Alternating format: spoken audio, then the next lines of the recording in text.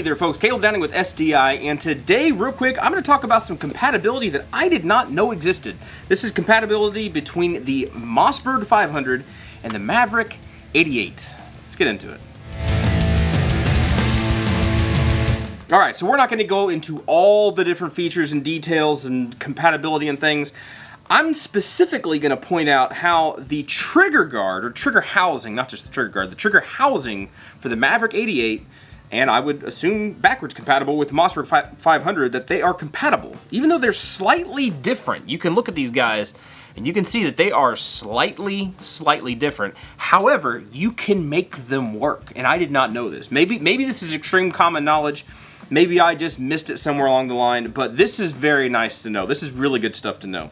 The reason I found this out, and the too long didn't read version of all this is, I needed to replace my trigger guard because the little ears, these little indexing ears on the front here, they broke, right? These are made out of a plastic injection molded thing, and they busted, they broke. That's one reason I think these shotguns are relatively inexpensive, and I needed to fix it. Right? And so in the process of looking around, you can get repair kits and different things.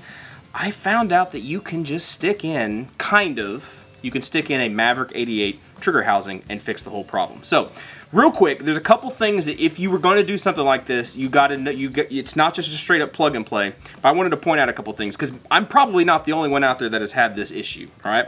And it's interesting to know that different firearms, even from different manufacturers, they're probably made by the same people anyway, that they can have some compatibility, all right? So these ears that we have on here right now, this is for the Maverick 88.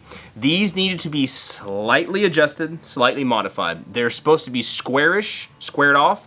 Originally, I think it's the bottom is squared off, and then the top is like at an angle. Well, we needed to cut that top portion to make it squared off. That's basically all we had to do to the trigger housing. The other little slight thing that we needed to do, we could have done it to the trigger housing, but we did it to this piece right here. This is the locking piece, hold it in the right orientation. This is the locking piece. This keeps the action locked closed, and when you fire the shotgun, it unlocks, and then you can pump your action, right? Or you can use the little button right here to unlock your action.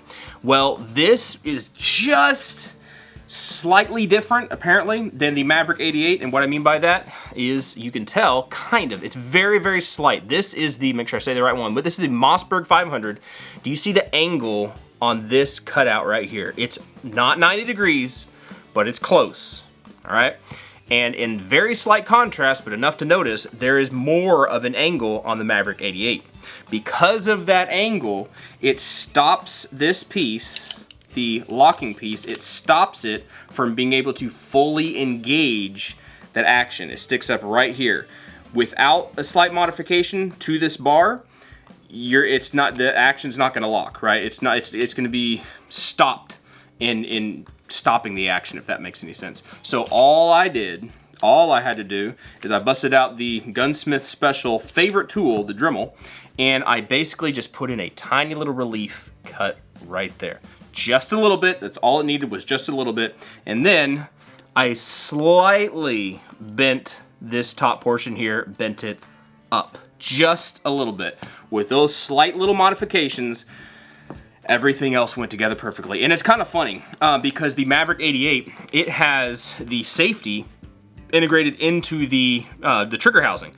Well, the Mossberg 500 has a safety on top of the receiver. Well, it doesn't make any difference. I'm tempted to get a Maverick 88 safety, stick it in here, and see if now I have two safeties on my shotgun, because you don't need that safety if you're running the Mossberg 500. It's very interesting. So be careful when you're doing things like this. Make sure things work. You can go read forums and stuff, but not everything on a forum's right.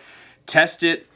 You know, you got to make sure everything works properly. This is not a home defense shotgun. I use this thing for shooting squirrels and rabbits and stuff, so it's not a life-saving tool necessarily the way that I use it. So if something bad happens and it breaks, this is not the gun sitting by the bed, right? If I'm going to fix a gun sitting by the bed, I'm going to fix it the right way and not kind of garage gunsmith it. But for some garage gunsmithing stuff, you can get away and save yourself some money sometimes by being a little frugal and being a little, adventurous, and do a little bit of gunsmithing. It's fun. It's interesting, but be responsible about it, all right? Hope you found that interesting. Hope you found it helpful. Caleb Downing with SDI, and hopefully we'll catch you guys in the next video. See ya.